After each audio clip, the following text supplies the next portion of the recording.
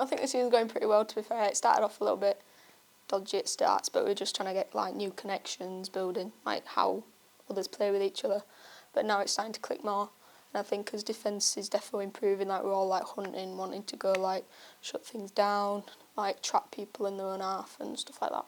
So it's definitely improved.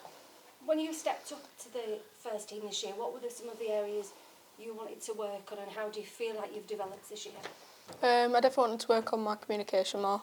Obviously, being one of the youngest players, it's kind of a bit daunting coming up when everyone's just like quite a loud voice. And obviously, being a pivotal player, I need to obviously have a voice on the pitch. So I think my confidence with that's grown a lot, and just having the confidence that I can like be in the middle of the park and still be able to play against like experienced women and stuff. What have been some of the biggest challenges this year? Defo coming up against like more experienced players and like being quite small, it's quite difficult in the middle sometimes, being able to like tackle people, but I think I'm coming in better at that. You mentioned there that that's something you've experienced throughout your whole playing career, being one of the smallest players on the pitch. How do you manage that then? How have you overcome that?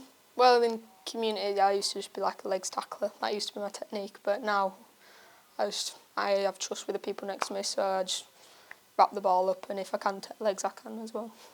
You've grown up watching Leeds Rhinos. Who are some of the players that you used to watch growing up, and what are your memories of watching the team at AMT Headingley? Of course, Rob Burrow, obviously being one of the smallest people on the pitch. He's obviously was a massive inspiration.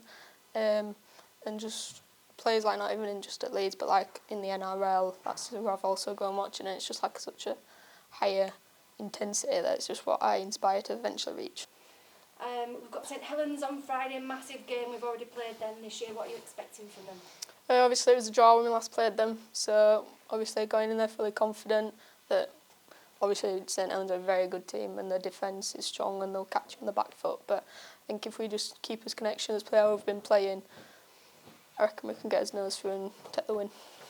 Against Lee, when you came off, there was so many children, wasn't there, waiting to cheer you off. What did that feel like? It shows that it's growing, doesn't it? It's just insane, like kids were asking to sign Crocs and stuff and I'm just like phone case. I was like, that is insane, it gave me goosebumps.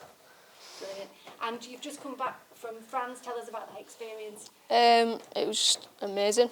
Obviously it's so different playing against like a French team, but I just thought, and obviously we haven't played a game together, so it was nice that we still came away with such a good win, and it just proves that if you play simple rugby but effective, it'll work. Some of the other girls in our squad who've been on Dice said it's one of the best experiences that they've had, and they've really got really good bonds with the people from those squads. Do you agree? Is that something that you've found from it, that you've really enjoyed it and taken a lot away from it? Yeah, definitely. Like the people here got closer with, but also like when we play like other teams and they're from Dice as well, it's just like the aftermatch when you give them like a hug or something well done, it just like shows that you are still like, even though you might be rivals off the pitch, on the pitch, then you can still be mates off it. And you were saying there, really hot conditions. How tough was that? Because you're going to face it again on Friday, aren't you? Yeah, it's just need loads of like prep well, drink loads of water. Like the Meadows drink like 3 litres of water over there before the game. So it's just knowing like the condition and making sure you're prepping well.